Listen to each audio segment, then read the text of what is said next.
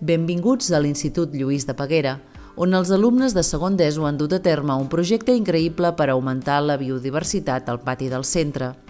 Aquest petit reportatge us portarà a través del procés de construcció d'un jardí de pol·linitzadors, una iniciativa que ha durat tot el curs i ha implicat una gran col·laboració entre estudiants, experts i empreses locals. A través d'aquesta iniciativa, els nois i noies han buscat convertir el pati de l'institut en un espai amb més biodiversitat, creant un refugi per als pol·linitzadors i altres espècies animals. Els pol·linitzadors, com les papallones, són essencials per a la reproducció de les espècies vegetals i juguen un paper crucial en els ecosistemes. Sensibles a la contaminació i als canvis ambientals, aquests insectes són indispensables per a la supervivència de moltes plantes, les quals, al seu torn, són fonamentals per al benestar dels éssers humans. El punt de partida d'aquesta aventura va ser l'enfocament interdisciplinari del treball globalitzat, al qual els alumnes dediquen 8 hores setmanals. Aquest any, el tema central va ser la ciutat com a ecosistema i la sostenibilitat. Sota aquest context, van rebre l'encàrrec de transformar el pati de l'institut en un espai que servís com a model per a altres centres educatius de la ciutat, amb l'objectiu de fomentar la biodiversitat i la preservació dels pol·linitzadors. Tot va començar quan el director de l'institut, Ignasi Cebrián, va llançar un repte als alumnes de segon d'ESO a la matèria de treball globalitzat. El repte era simple, però emocionant: augmentar la biodiversitat del pati de l'institut.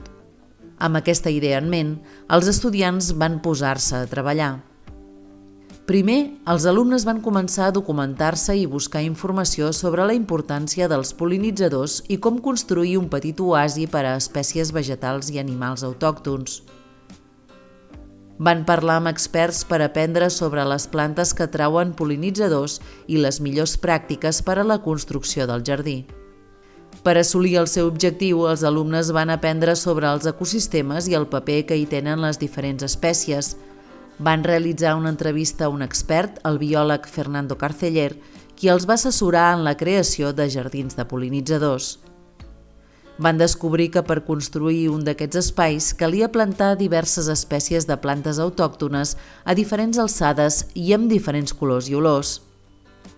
A més, van aprendre que els hotels d'insectes són refugis artificials essencials per a moltes espècies d'insectes i altres artròpodes.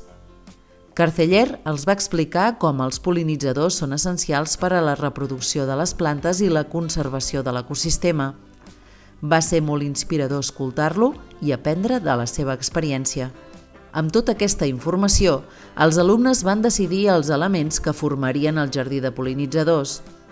Entre ells, una bassa amb plantes aquàtiques per acollir libèl·lules i altres insectes i amfibis. També van veure que calia plantar diverses espècies de plantes aromàtiques, nutrícies i ruderals autòctones per atraure les papallones. En aquest punt, el projecte de segon d'ESO va establir sinergies amb el projecte Lares de batxillerat. Els alumnes de segon de batxillerat artístic de la matèria de disseny 2D-3D van fer les seves propostes de paisatgisme al jardí de pol·linitzadors. El projecte de batxillerat encaixa a la perfecció amb el de segon d'ESO. L'Ares, que simbolitza llar, el refugi o el déu protector, és un projecte de l'Anart, un corrent de l'art contemporani on el paisatge i l'obra estan estretament vinculats i on la natura proporciona els materials per a aquestes creacions.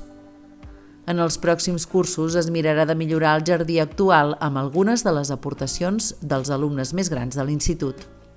Un cop definit el disseny del jardí, es va continuar amb l'esperança d'aconseguir materials i suport per al projecte i per això es va contactar amb diferents empreses de la zona mitjançant correus electrònics, explicant-los la iniciativa i sol·licitant el material necessari.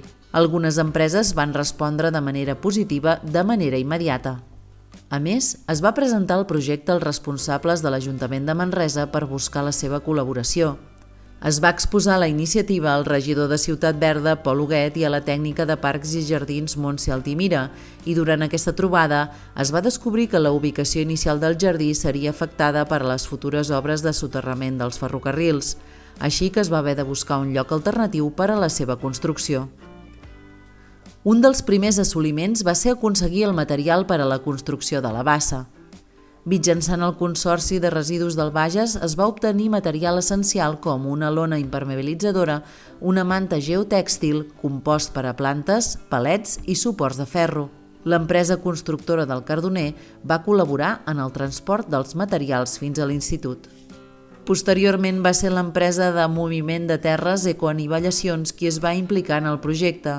Es va treure un arbre malalt que hi havia a la zona de la intervenció i, aprofitant el forat, es va començar a construir la bassa amb l'ajuda d'una excavadora. Posteriorment, els alumnes es van encarregar de donar-li forma manualment utilitzant pales i altres eines més petites. També es van netejar els voltants, es va distribuir la sorra per millorar l'entorn i es van conservar i classificar totes les pedres. Finalment es van col·locar una manta geotèxtil i una lona impermeabilitzadora a la bassa i es va cobrir el perímetre amb les roques reservades.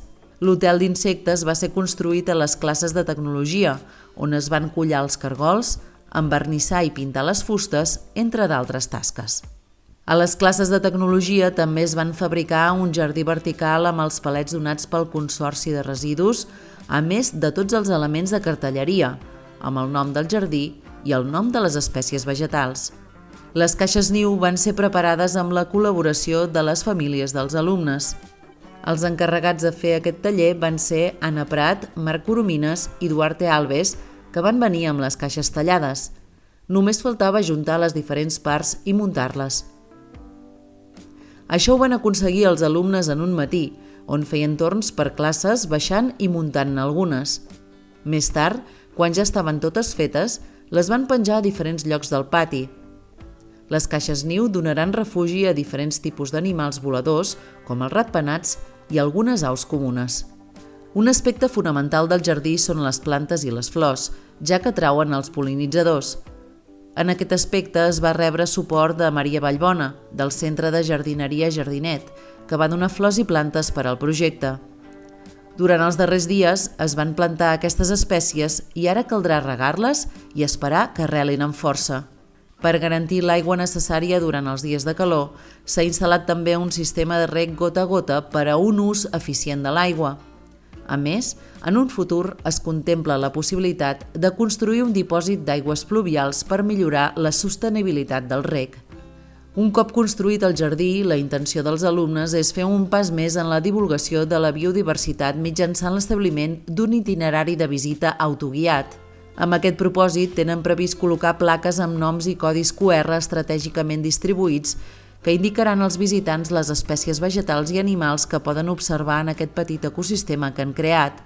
Aquests codis QR enllaçaran amb un Google Sites que ja han començat a dissenyar, on els enllaços connectaran amb fitxes tècniques de cada espècie i del projecte en general. Les fitxes inclouran fotografies per identificar-les i textos expositius que explicaran les seves característiques. A més, el Google Sites també servirà com a plataforma per a notícies relacionades amb el dia a dia del jardí, com ara l'aparició de noves espècies, noves instal·lacions i esdeveniments destacats.